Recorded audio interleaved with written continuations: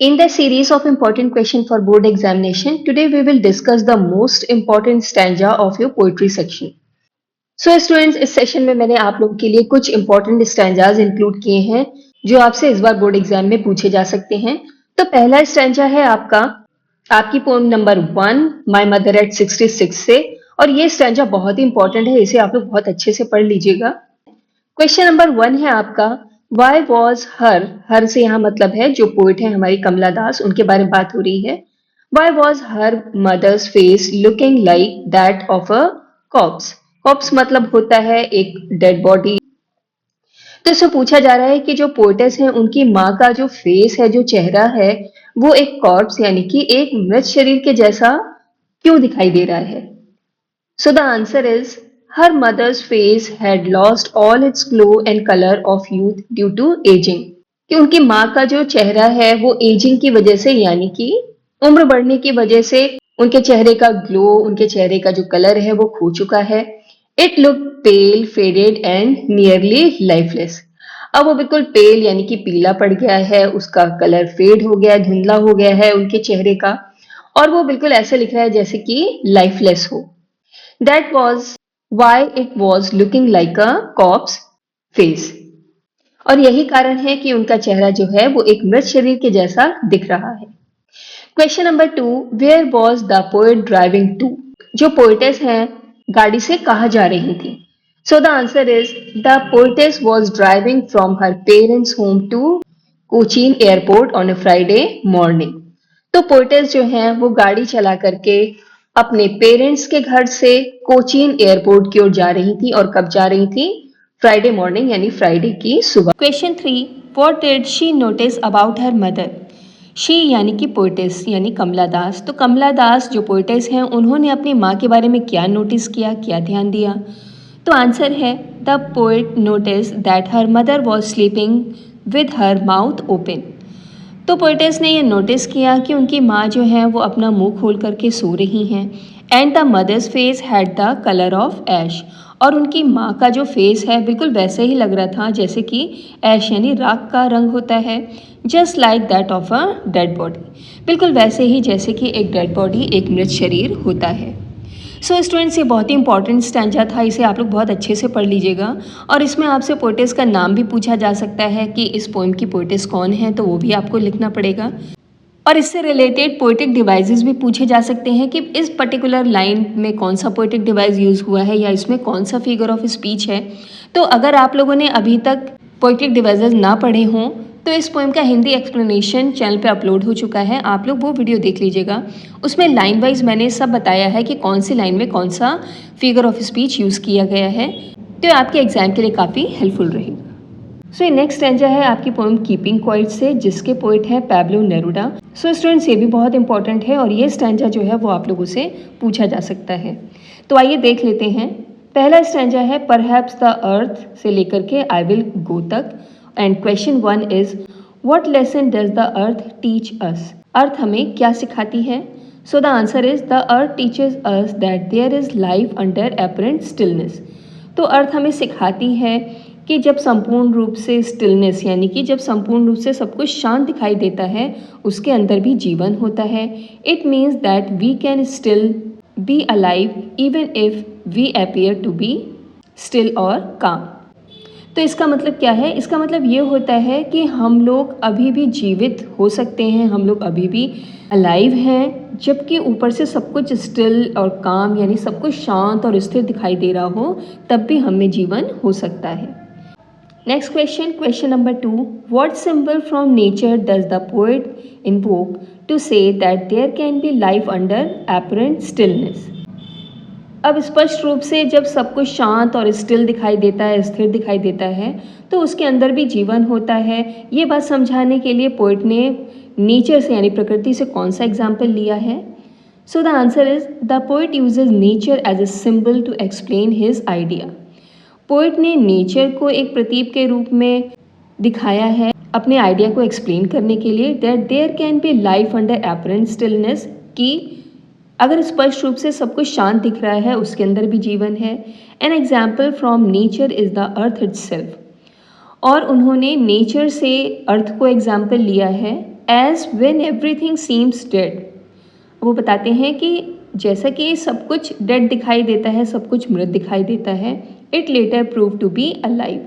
तो हमारी अर्थ जो है वो प्रूव कर देती है कि उसमें अभी भी जीवन है। Next question, question number 3, what is the significance of keeping quiet. तो कीपिंग क्वाइट यानी कि शांत रहने का या मौन रहने का क्या सिग्निफिकेंस है, क्या महत्व है। So the answer is keeping quiet doesn't mean keeping mute. तो मौन रहने का मतलब ये नहीं है कि एकदम अपना मुंह बंद कर लेना, कुछ भी ना बोलना। It means that we should avoid all such activities which hurts nature. इसका मतलब ये होता है कि हम वो सारी एक्टिविटीज़, वो सारे काम बंद कर दें जो नेचर यानी प्रकृति को नुकसान पहुंचाते हैं। And it turns harm us, और उसके बाद में क्या होता है, वो हमें भी नुकसान पहुंचा सकते हैं। Question 4, What remain alive when everything seems to be dead? जब सब कुछ डेड दिखाई पड़ता है, सब कुछ मृत दिखाई पड़ता है, तब क्या है जो अलाइव होता है, तब क्या है जो जीवित रहता है। So the answer is only the earth remain alive when everything else appear to be dead. केवल अर्थ ही है जीवित रहती है जब सब कुछ हमें मृत दिखाई पड़ता है। Next question, question 5, What does the poet ask us to do? Poet हमसे क्या करने को कहते हैं। So the answer is the poet ask us to count to 12 and be silent and still so that we can practice itself introspect.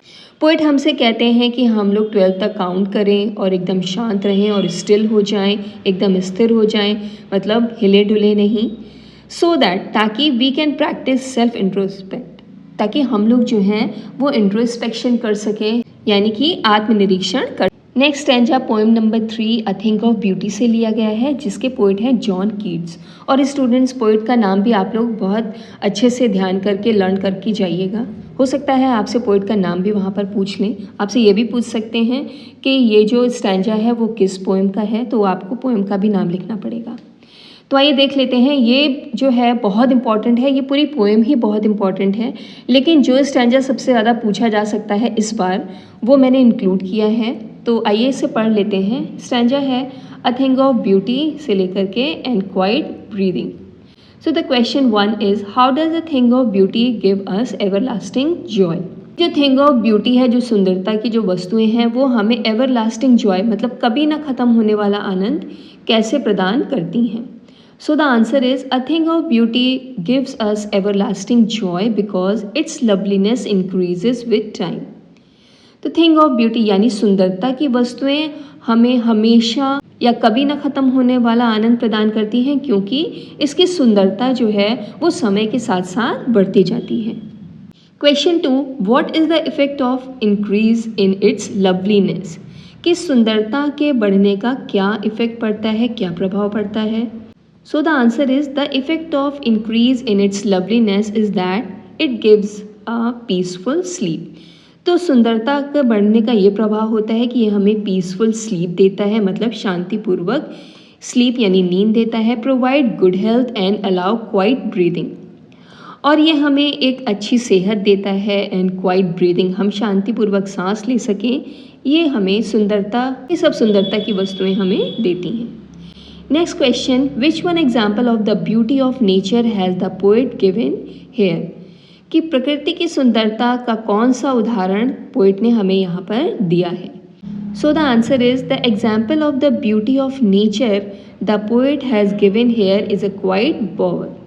प्रकृति की सुंदरता से एक एग्जाम्पल हमें यहाँ पे दिया है, और वो क्या है, quite Bower. Next and last question, what do you understand by Bower. Bower से आप क्या समझते हैं, ये बहुत ही इंपॉर्टेंट है। So the answer is a bower typically refer to a pleasant shady place under tree. Bower क्या होता है, ये पेड़ों के नीचे का छायादार स्थान होता है।